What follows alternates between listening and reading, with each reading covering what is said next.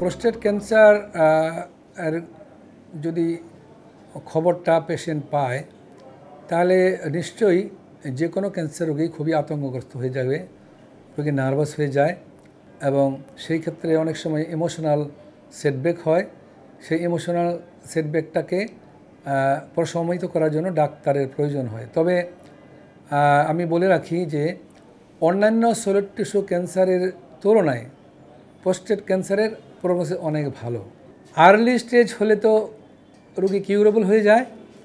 Even যদি advance স্টেজেও ধরা পড়ে, এই পেশেন্টগুলি হরমোন থেরাপির মাধ্যমে অনেক বছর ভালো থাকতে পারে, 5 বছর 10 বছর ভালো থাকতে পারে এবং ইভেন একেবারেই ভালো হয়ে যেতে পারে।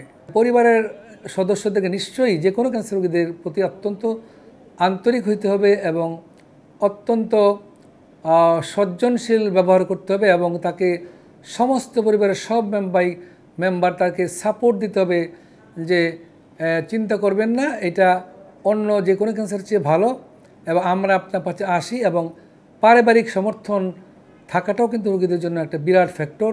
যেই সমস্ত ক্যান্সার রোগীদের পারিবারিক সাপোর্ট থাকে সেই সমস্ত রোগীগুলা কিন্তু ক্যান্সার প্রগনোসিস ভালো হয়, অনেক দিন ভালো থাকে, বেঁচে থাকে।